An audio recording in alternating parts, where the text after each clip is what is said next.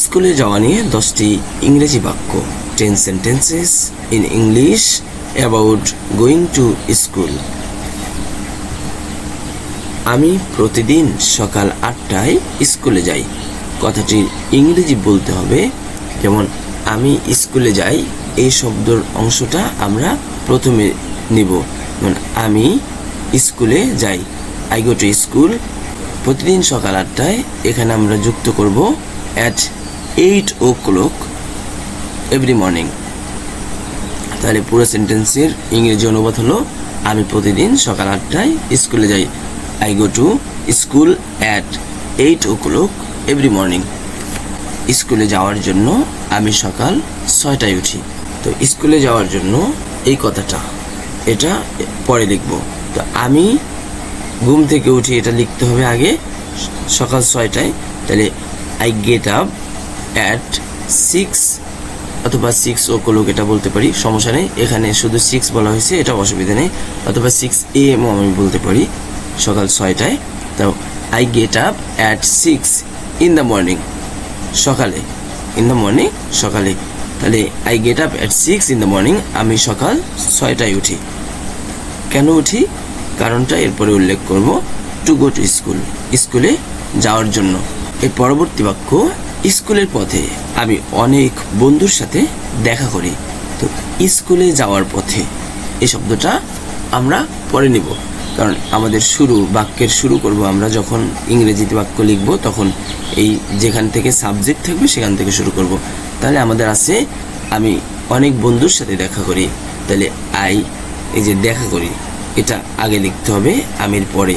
তাহলে I meet, দেখা করি, আই মিট, দেখা করি। এরপরে অনেক বন্ধু, এখানে আমরা যুক্ত করব মেনি ফ্রেন্ডস, অনেক বন্ধু। কোথায় দেখা করি? On the way to school, স্কুলের পথে। তো স্কুলের পথে আমি অনেক বন্ধুর সাথে দেখা করি। তাহলে এটার ইংরেজি বাক্য হবে I meet many friends on the way to school. এর পরবর্তী বাক্য, স্কুলে পৌঁছানোর আগে আমি ব্রেকফাস্ট করি। স্কুলে পৌঁছানোর আগে, তাহলে এই কথাটা আমাদের পরে নিয়ে লিখতে হবে। আগে আমি ব্রেকফাস্ট করি, তাহলে আমি ব্রেকফাস্ট করি এই কথাটা আগে লিখতে হবে যে I have breakfast, I have breakfast. এখন বলছে আগে বা পূর্বে, তো পূর্বে আর আগে কথাটা একই। এটার ইংরেজি শব্দ হচ্ছে বিফোর। তাহলে আমি ব্রেকফাস্ট করি আগে, এটা এরকম। তো আই হ্যাভ ব্রেকফাস্ট বিফোর, কোথায়?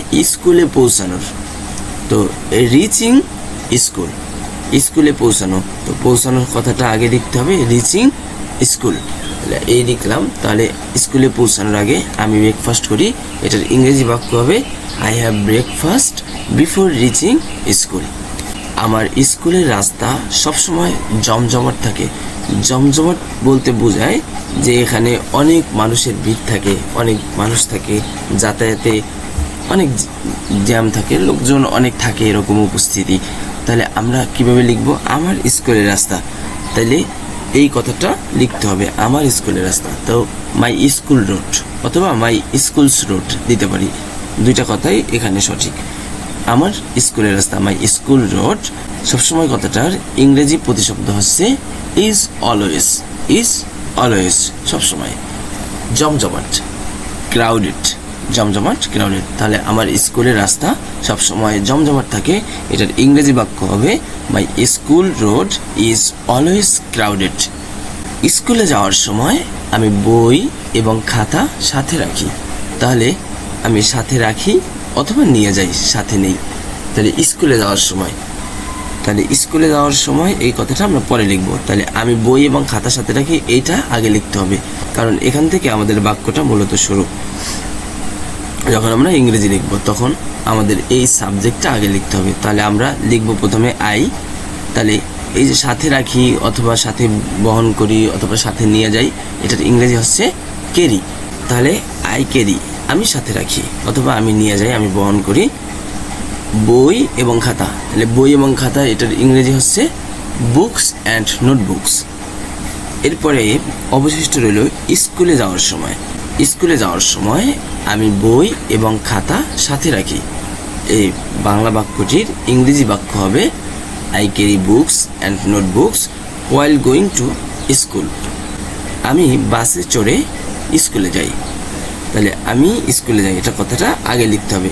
আই গো টু স্কুল, বাসে চড়ে বাই বাস। এখন হেঁটে হেঁটে যাই, তাহলে বাই ফুট। তো কথাটা এরকম আমরা সহজে বলতে পারবো, আমি বাসে চড়ে স্কুলে যাই, I go to school by bus. স্কুলের গেটে পৌঁছানোর পর আমি আমার আইডি কার্ড দেখাই। আইডি কার্ড ছাড়া তো তারা আমাদের স্কুলে প্রবেশ করতে দেবে না, এই জন্য আমি দেখাই স্কুলে পৌঁছানোর পর। তাহলে এখানে কথাটা আমরা এভাবে লিখতে পারি, after reaching the school I show my card, অথবা I show my ID card after reaching school. স্কুলের গেটে পৌঁছানোর পর আমি আমার আইডি কার্ড দেখাই। তো আইডি কার্ড দেখাই কথাটার ইংরেজি হচ্ছে I show my ID card. তা আমি আমার আইডি কার্ড দেখাই, I show my ID card. এরপরে স্কুলের গেটে পৌঁছানোর পর, তাহলে after reaching the school gate অথবা স্কুলস গেট, দুই কথাটাই সঠিক। তাহলে স্কুলের গেটে পৌঁছানোর পর আমি আমার আইডি কার্ড দেখাই, এটার ইংরেজি বাক্য হবে after reaching the schools gate I show my ID card. স্কুলে যাওয়া আমার দিনের সবচেয়ে গুরুত্বপূর্ণ কাজ। স্কুলে যাওয়া, এটা লিখবো গোয়িং টু স্কুল, এরপরে সবচেয়ে গুরুত্বপূর্ণ কাজ is the most important things, আমার দিনের। তাহলে ইন মাই ডে। তাহলে আমরা এই বাক্যটা একবারে এভাবে লিখতে পারি, স্কুলে যাওয়া আমার দিনের সবচেয়ে গুরুত্বপূর্ণ কাজ। এর ইংরেজি বাক্য going to school is the most important thing in my day. আমি স্কুলে পৌঁছে প্রথমে আমাদের ক্লাসরুমে যাই। আমি স্কুলে পৌঁছে, এটা লিখব, আমি স্কুলে পৌঁছে আই রিচ স্কুল। লেখার পরে প্রথমে, তাহলে আমরা এখানে দুইটা বাক্য অ্যাড করতেছি। তো আমরা আই রিচ স্কুল, এটা একটা বাক্য শেষ হলো। তারপরে কি করি, যে first go to our classroom, প্রথমে আমাদের ক্লাসরুমে যাই। তো প্রথমে মানে first go to our classroom, আমাদের ক্লাসরুমে যাই। তাহলে এটা পুরো বাক্য হবে আমি স্কুলে পৌঁছে প্রথমে আমাদের ক্লাসরুমে যাই। এটার ইংরেজি I reach school and first go to our classroom.